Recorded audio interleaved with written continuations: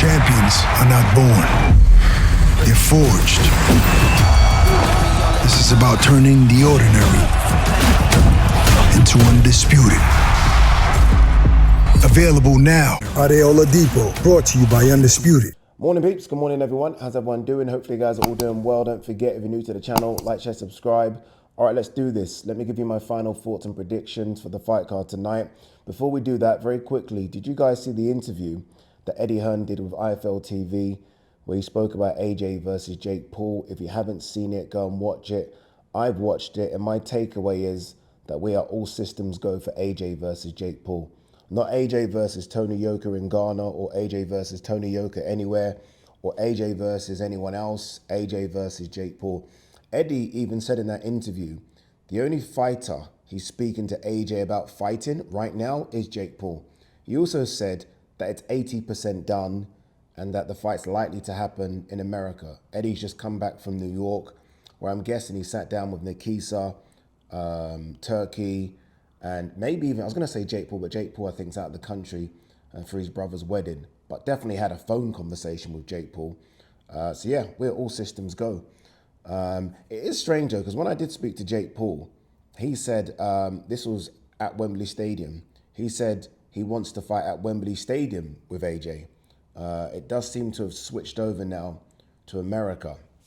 It's happening, people. There will be some backlash. I think Eddie knows this. I think AJ knows this. There certainly won't be any backlash for Jake Paul, right? I mean, he's taken a massive leap, enormous leap. But I've said, from time this fight got rumored, I said, and I'm not going to change my mind on this one, I said this won't go a minute. And I still firmly believe that. If AJ wants to walk over to Jake Paul and stop him, he stops him. Even if Jake Paul covers up, like Jake Paul wouldn't have faced anything like AJ in sparring, and even if he did, it would have been sparring with the bigger gloves. Those little 10-ounce gloves and a 260-pound man coming full force at you and not allowing you to get out of the pockets, good luck. Honestly, even if he takes them, even if he shields up and takes them on the gloves and the hands and the elbows, he'll feel the force of someone really trying to hurt him. So yeah, I think if this fight gets made, it lasts as long as AJ wants it to last, which I think will be under 2 minutes. But let's see. Look, let's see. Boxing is a strange game. Jake Paul could close his eyes and just throw one. God damn. Let's hope that doesn't happen.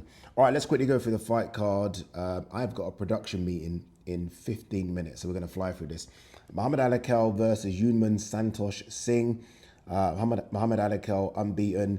Now with Abel Sanchez, was with Joe Gallagher. I thought he looked really good and was making the right improvements under Joe. Maybe he wants to be based out in America. Abel Sanchez is a good trainer. Obviously famed for having Gennady Golovkin, but has quite a lot of fighters in his camp. Hrgovic is in the camp as well now. But yeah, Muhammad Alakel will win that on points. Hayato Tsutsumi versus Kez Ashfaq. Tsutsumi, they are really pushing this kid, especially in his last 4 fights. Like, he has stepped up a level in his last 4, and he's looked better when he stepped up. Like, he's fighting good guys, and he's destroying them. He's knocking them out. His last 4 wins have all come by knockout, and that's when he's actually fought high caliber fighters. So this is going to be difficult for Kez. Kez was a very good amateur, and at a stage touted as a very good pro. Ran into Mark Leach, and it's just not been right since then. But I did see Kez the other day, and he looked really good, like physically. And he said, Ade, look, this is a 10-week fight. 10-week fight camp. I don't normally get 10 weeks. Normally get 4 weeks, 5 weeks. This is 10 weeks, so I've got myself into the best shape I possibly can. Look, I will go Tsutsumi. I don't think it's going to be a blowout. I think a lot of people are saying this doesn't go more than 2 or 3 rounds. I think it does, but you've got to go with the unbeaten fighter. Filip Hrgovic versus David Adeleye. Wow. Both of these guys, and this is the information you get when you're kind of behind the scenes, both of these guys were supposed to be on this card against different opposition. I'd love to know who they were both supposed to fight. Their opposition both fell off and they were put together. So this wasn't supposed to happen. It was supposed to be Filip versus someone else and David versus someone else, and both of them agreed to fight each other. Look, Filip Hrgović is favourite. He looked really good on the scales yesterday.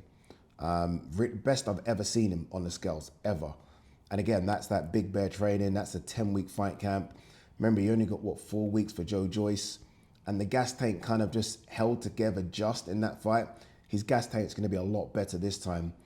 He can take a crack as well. He's never been put down on his ass. And Daniel Dubois threw the kitchen sink and everything at him.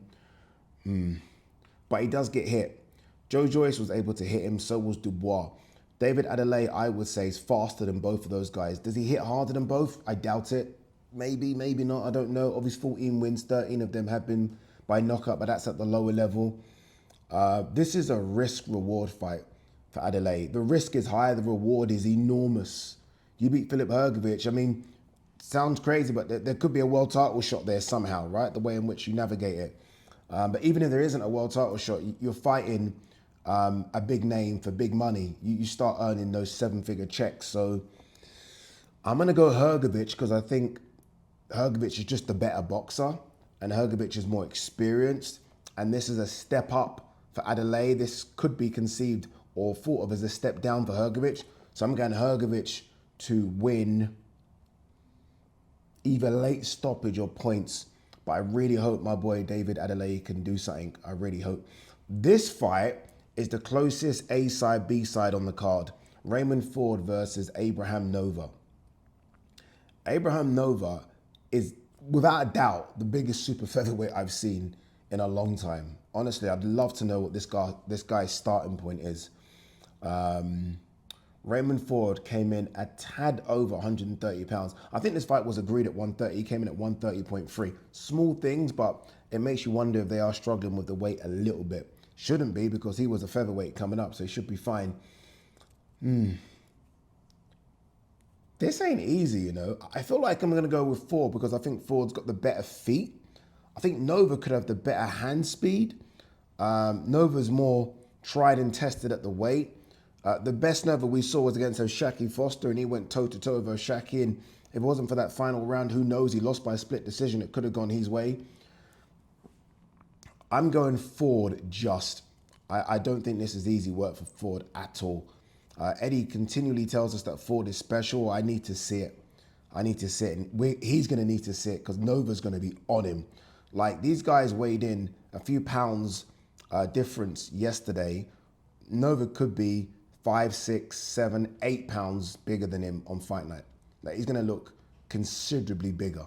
Considerably. Yesterday was the ceremonial weigh-in. So these guys had weighed in the morning. What you guys saw yesterday at 10 p.m. or I don't know what time it was in the UK, 8 p.m. was them sort of hydrated already. Nova looked bigger yesterday. So I can't imagine what he's going to be like this morning. But I'm going Ford just on points. Nick Ball versus Sam Goodman. Unbeaten versus unbeaten. Obviously, Nick Ball, the only, and it's been spoken about a lot, the only world champion from Britain, the only male world champion from Britain. Sam Goodman, who was supposed to have those fights against Inoue, but got cut a couple of times.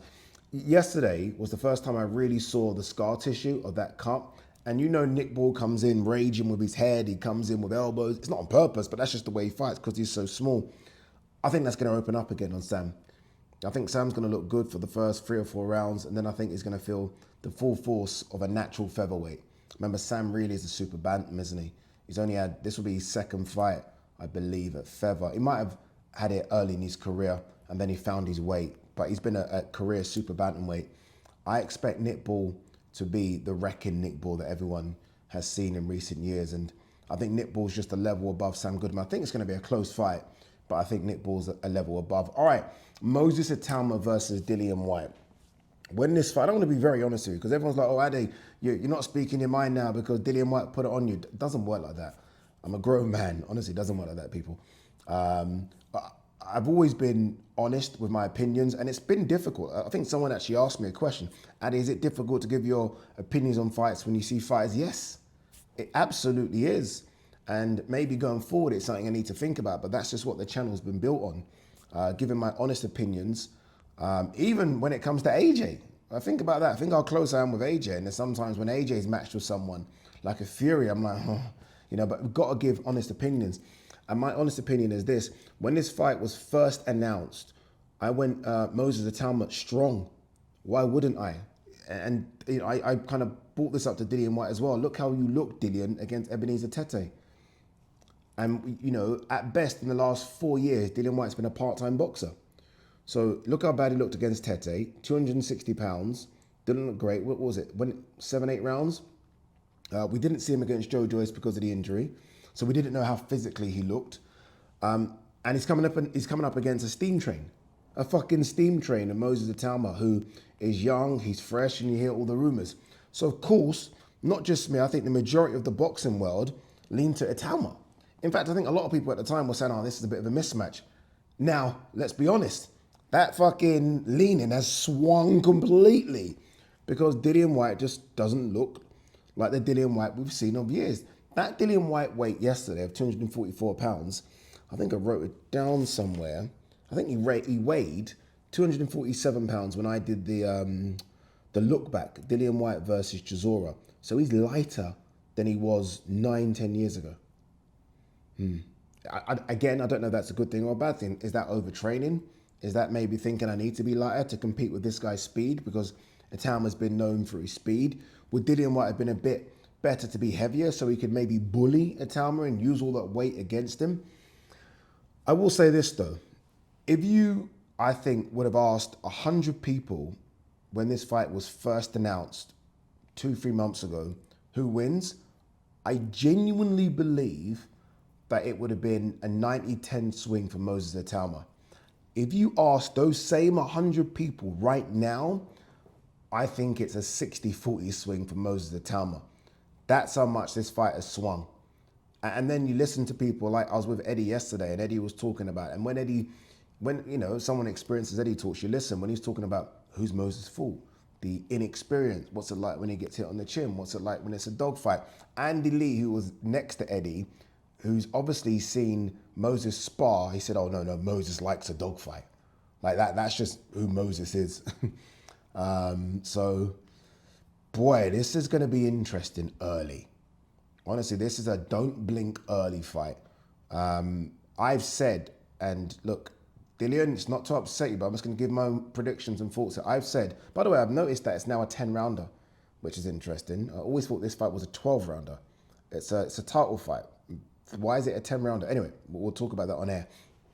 I've always said that Moses early, but if this goes past 5 or 6, and Moses, bear in mind, in his last 7 or 8 hasn't gone past 2 rounds, if Dillian White turns this into a fight, which I think Dillian White is very much capable of, which is the dog fight, then all bets are off on this one. Good luck trying to make a prediction. But I'm going to go with what I have been saying from the very beginning when this fight was first announced. But when I do say this prediction, trust me, a lot's changed because of how Dillian White has been. This is my first time being around him in fight week properly, and how he looks.